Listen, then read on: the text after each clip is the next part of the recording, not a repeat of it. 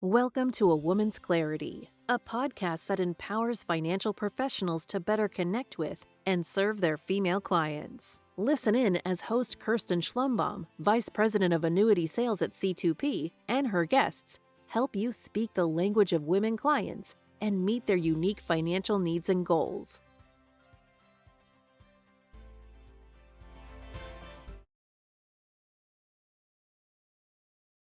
Welcome to A Woman's Clarity. I'm Kirsten Schlumbohm, Vice President of Annuity Sales here at C2P, and I am honored to have Lindsey Lewis joining us today. She is the Executive Director at the American College for the Center of Women in Financial Services and co-chair of Next Gen Advisory Task Force.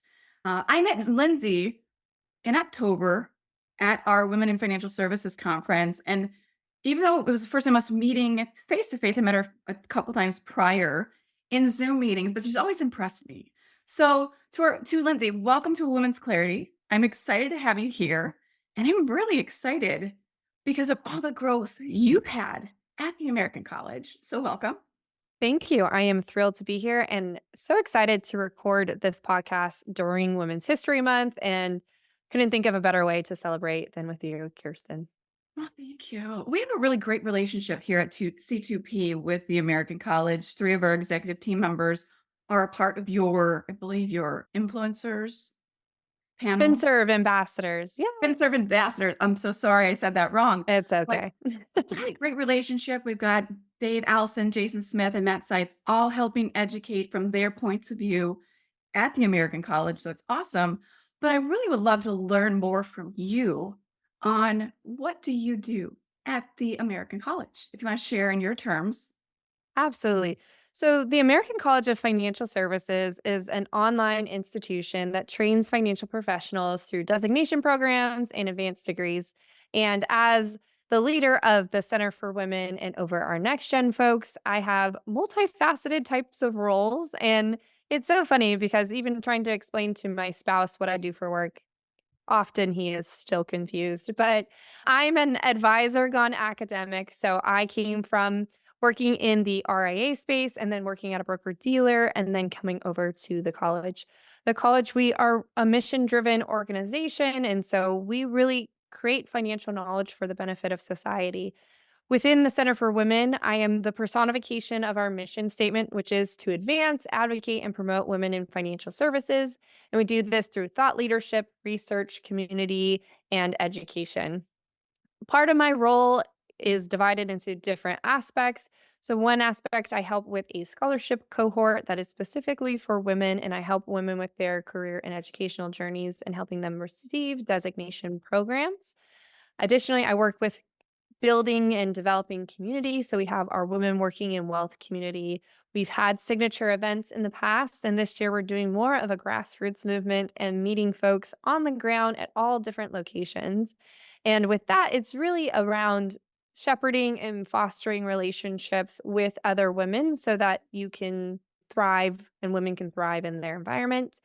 I also help on the academic side. So I'm working on a course around the landscape of financial services. So coming into this industry, even though I went through a CFP, so a certified financial planner registered program, I was still very fuzzy on what it meant to have a career in financial services and what it's like to work at an RIA versus a broker dealer versus at an academic institution versus at a fintech firm. And so working on a course to clear up some of that and build transparency.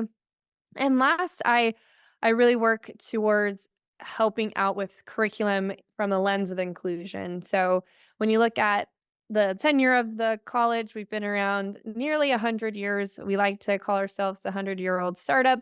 But looking at the curriculum and the content and making sure not all couples are a male breadwinner and that there's diverse representation with the case studies and things like that. So that is a new project that I'm working on this year. Aside from all of those activities, you might find me occasionally on the speaker circuit. I have a couple of presentations I do around overcoming financial planning challenges facing modern women or financial planning considerations for LGBTQ plus clients. I also am a CFP certified ethics instructor, so I can teach the ethics course as well. And add on top of that, I am a mom of 2 kids and I travel, and it is such a blast to be an advocate for women in underrepresented groups within financial services. For those of you listening, it sounds like a lot, but if you ever meet Lindsey, you'll understand how powerful and approachable Lindsey is. You are one of the most easy people I've found to talk with regarding women's issues and how to empower women and how to embrace diversity, equity, and inclusion. And you do it in a way that you make people want to know more. So it's awesome, everything that you do for the American College, for women, and for the diversity, equity, inclusion side of things. But when you went to college, Mhm. what did you study? Were you actually looking for a career in financial services? Are you one of those few people that actually set out to be in this industry? Yeah, it is an interesting question. I definitely appreciate the compliment. I always think engaging in any conversation of seeking to understand to be more than to be understood, and that it's better to be interested than to be interesting. So I'm always like leaning into conversations that way. And I think that's the foundation of any type of D&I initiative is just making sure that you're seeking knowledge and curiosity. So definitely think that is applicable and I appreciate that compliment. So back to college. So I actually was in a state where we had a financial literacy course requirement for high school students. And I grew up in a household where my mom's an accountant. And at the time, my dad was in life insurance and trading futures and Forex contracts. And so I thought, you know what, like that's not what I wanted to do. But I was a big sports junkie. And I'm like, I'm going to be in athletics, whether it's like a PA or in athletics marketing. But then levels of money scripts and financial insecurity, I'm like, you know what? I need to be in something that I know I'll get a job. So I initially went into accounting, and people in that major were like, I think you have too much personality to be an accountant. And so our university actually has a personal financial planning degree program. And so I transferred over to that degree program. And so I started on the conference circuit even as a student. So I would travel to different conferences and events. I think I went to 5 as a student and really got to learn more about the industry at large. The cool thing about going through a certified financial planner or CFP registered program is that you can actually sit for the CFP your senior year of college.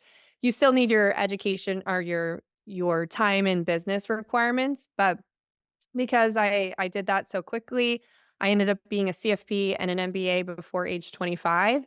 And so there are only 1% of CFP holders who are women who are under age 30. And so it was really fun to navigate that journey. And now I really, advocate for that. And I host events for young women and girls who are interested in financial services to start that conversation at earlier ages. Because when you see data around girls start thinking that boys are smarter than by age 5 and that girls' confidence in math peaks at age 9 and they start self-selecting out of STEM related programs by age 13. It's like we need to have these conversations earlier and earlier. And so that's how I got into the industry. And after that, I started the path down wealth management. But I've always had this big passion and advocacy for women. And it probably stems from growing up with 6 brothers and no sisters. But I grew up with the mentality that anything my brothers could do, I could do, and maybe even better. And that's kind of what took me on this path to financial services. I love that. It's great because you are the rare and you are the exception to the rule most times that this is something you sought out to do. You took your passion and you rose, and that's so awesome. And having 6 brothers made you really tough, I'm guessing. Or made them even tougher. Yeah. So, how are you with all this? You came into this industry full force with passion, and I absolutely adore and love it. How do you leverage your position and educate to advocate and help lead the advancement for more women in financial services? Because sadly, we're still at about an 80-20 split. And how do we grow that? What are you doing exactly to help? You probably have ten things or a million things that you do. Just the first thing that comes to mind, and we're not including non-binary folks in this division, but it is typically around 80% male, 20% female. I think part of the passion that ignited was when I went through the CFP registered program, it was 23% of women were CFP holders. And fast forward to a decade later, and it's still the same percentages. And so I'm thinking, like, are we doing the same things? Like, why is this happening? Why aren't we having more conversations? And that really was part of my pivot out of client facing advice into this advocacy role. Because frequently people will be like, why did you make that transition? And well, one part is the time autonomy, work life integration with young children, but also I'm just wildly passionate about this given all of the data behind it when you see the wage pay income wage gap, investment gap, dream gap, you name all these gaps. I'm like, we got too many gaps. So a lot of the work that I do is working with constituent partners, so institutions, organizations themselves, to think about how they look at their model or even looking at their business models and saying, are your practices friendly to female financial professionals and why aren't they interested? And there's a lot of data around like entry level positions at large wirehouses typically break down 50-50 gender wise upon entry when they get a large cohort of college students. However, if you go 3 years out, you have a large cliff of women who have dropped out. And you go 7 years out and you have an even larger cliff. And so, why are they dropping out? And are the systems and processes part of the problem? Is systemically, have we built practices that are not helping women thrive? Or are there cultural things? Or are women just self selecting out? Through a lot of grassroots phone calls. So, I will meet with most folks within the industry. I'll open up my calendar and say, like, we can have a 30-minute meeting. I want to hear more about you. And I have had over the last 3 to 4 years, so many conversations with different women where they were discriminated against or microaggressions, or just left a conversation where someone said that like they didn't know that they owned their book of business and that was a valuable asset. And so they offered them a different position and they gave up their book of business and they just didn't know that like that was an asset that they could have sold and that there's like a transitionary period. And so there's some education that doesn't happen on the front end. So really working with constituent partners to rethink their business models and to navigate kind of these pieces that are not working and how do you make adjustments. But the industry at large is like a cruise ship and a lot of us are like little pedal boats and we can make quick pivots and adjustments and change our vernacular and change our vocabulary. But when you're trying to move a cruise ship and you're trying to parallel park, you're like it's going to take more time and it's going to take more effort and it's going to progress might be slow, but eventually you'll like make an adjustment and make a change. And then additionally, it's the education for women on the front end, like understanding what the industry is. When you think of pop culture and I say, okay, name two movies that are around finance, like what comes to mind? It's like The Big Short and Wolf of Wall Street. And I'm like, that is a very inaccurate depiction around what financial professionals actually do. And so it's like, how do you change that narrative when even in pop culture or things like that? So there's a lot of, like, irons in the fire and trying to make a lot of adjustments, and every day there's a new task or new thing. You have the rollback of affirmative action. Okay, how does this change for ourselves as a college, but also for the greater, larger picture?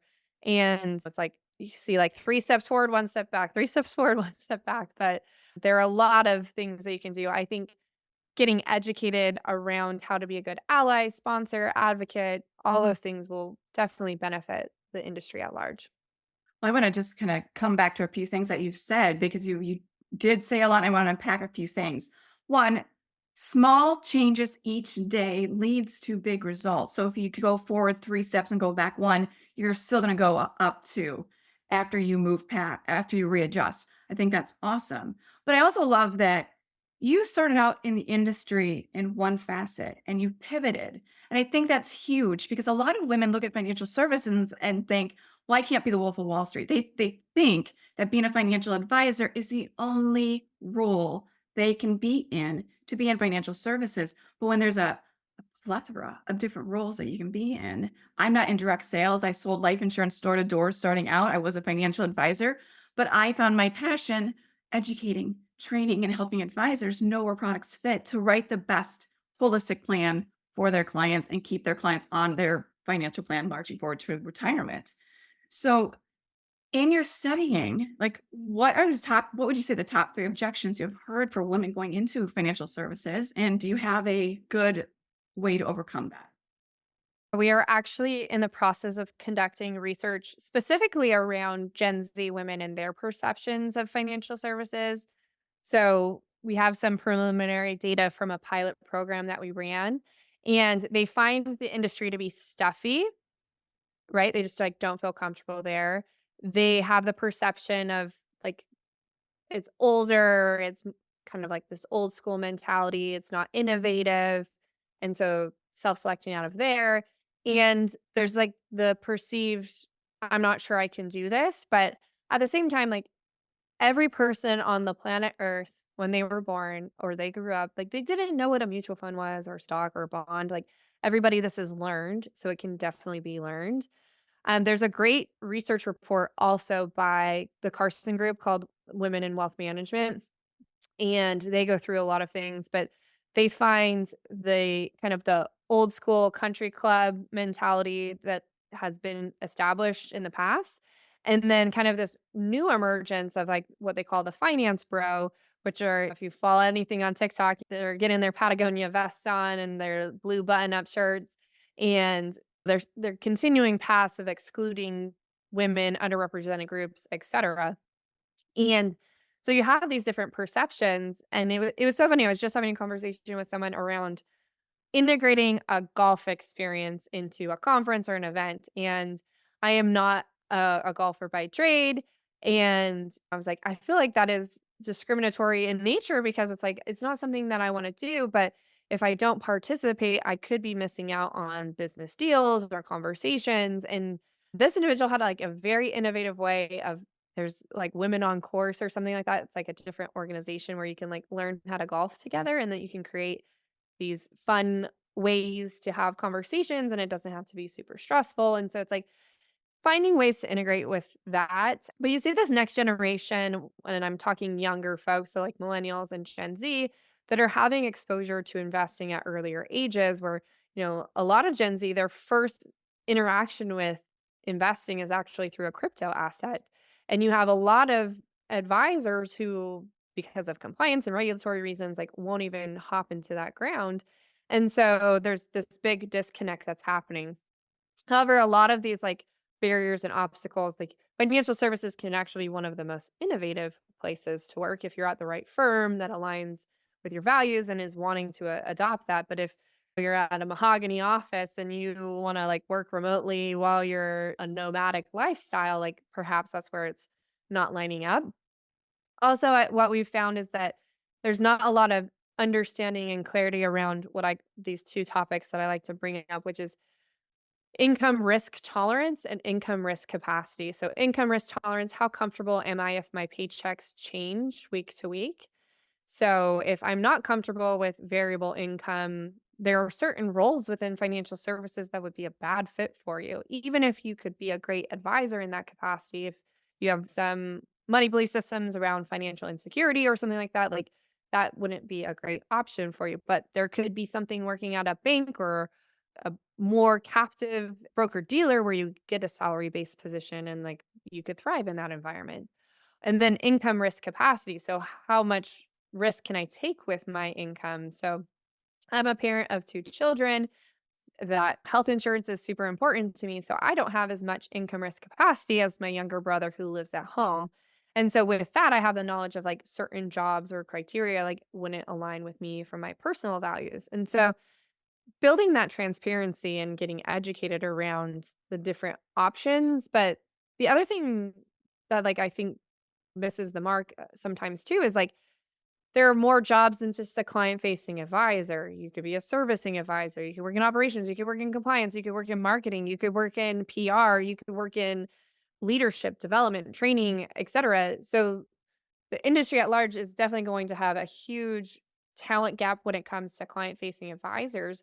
But if you gain more exposure through different types of jobs and different types of outlets, like these folks will have friends or colleagues or people that they could refer out, or they could be trained or developed into some capacity to help with that gap. So there are a lot of things to do within this industry. So what young folks are looking for might be different than more tenured advisors, but it really is, can they pivot and make adjustments to meet the needs of not only just the future talent pool, but the future client, which is going to look very different than the clients that we have today.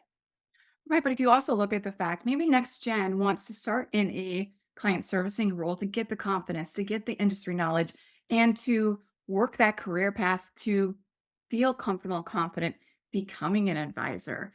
It's not the only role you can start in as being an advisor selling life insurance door to door. It scared the heck out of me knocking on doors in rural Iowa, not knowing who was going to answer, but it allowed me a footstep into this industry to grow and find my niche and where I feel where I can thrive. I can be rooted, I can be grounded and growing. So Yeah. it's really good to be able to educate that there's such depth in financial services to each person's talent, if that's where they choose to be or they want to be. And sometimes you go from one income need into another where you can have more bandwidth for variable comp or not have to worry about the health insurance because you moved into a different season of life.